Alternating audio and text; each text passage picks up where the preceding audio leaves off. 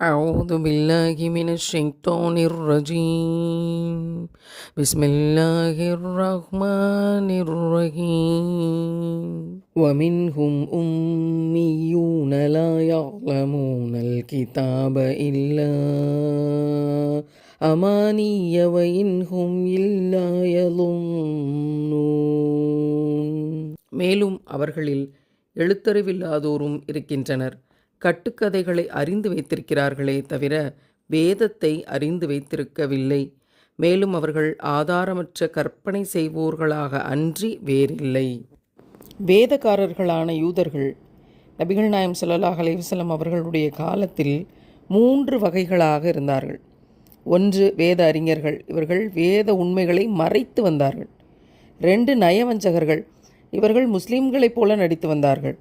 3 எழுத்தறிவற்ற பாமரர்கள், இவர்கள் கற்பனை கதைகளை நம்பி மோசம் போனார்கள். அல்லாஹ் இந்த 3வது வகையை பற்றித்தான் இந்த வசனத்திலே தெரிவிக்கின்றான். கற்பனைகளை தவிர என்று அல்லாஹ் இந்த வசனத்தில் சொல்கிறான்.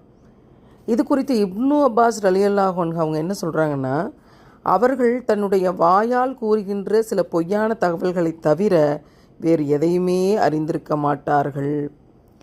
முஜாஹித் ரஹ்மத்துல்லாஹ் அவர்கள் இதை பற்றி என்ன சொல்கிறாங்கன்னா, யூதர்களில் சில பேர் வேதத்தில் எதையும் அறிந்திருக்கலை, அது மட்டும் இல்லாமல் இறை வேதத்தில் இல்லாதவற்றை நினைத்தபடியெல்லாம் பேசி கொண்டிருந்தார்கள். தான் பேசியவை அனைத்தும் வேதத்தில் உள்ளது என்றும் கூறிக்கொண்டு திரிந்தார்கள்.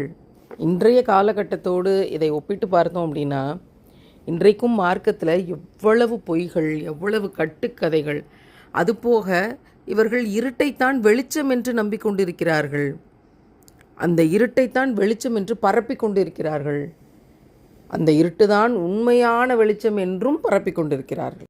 பொய்கள் நரகத்தின் வாசல் என்று நபிகள் நாயம் ஸல்லல்லாஹு அலைஹி வஸல்லம் அவர்கள் சொன்னார்கள். ஆனால் அந்த பொய்களையே கட்டுக்கதையாக கட்டுவது என்பது எத்தனை பெரிய அபாயத்தை இந்த சமுதாயத்தில் விளைவிக்கும். இறைவன் கொடுத்த சத்தியம் என்றொன்று இருக்குது. அந்த சத்தியத்தை இவர்கள் தெரிந்து வைத்திருக்கிறார்கள். அதற்கு பிறகு மறைக்கிறார்கள். மறைத்தது போக சில பொய்களையெல்லாம் சேர்த்து கொண்டு அவற்றை கட்டுக்கதைகளாக பரப்பி கொண்டிருக்கிறார்கள். ஏன்னா உண்மையும் சத்தியமும் தெரிஞ்சால் எல்லாருக்கும் வெளிச்சம் கிடச்சிரும்ல.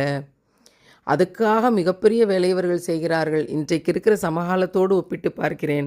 வெளிச்சத்தை வெளிச்சம் என்று மக்கள் அறிந்துவிட்டால் அவர்களெல்லாம் நிம்மதியாகி விடுவார்களே என்பதற்காக அது இருட்டு, அது அறியாமை, அது பயம், அது கோழைத்தனம் என்றெல்லாம் கட்டுக்கதைகளை இன்றைக்கு அள்ளிவிட்டு கொண்டிருக்கிறார்கள். யா அல்லாஹ், இந்த அறியாமை சமூகத்திலிருந்தும் கட்டுக்கதைகளிலிருந்தும் எங்களை நீ பாதுகாப்பாயாக. ஆமீன்.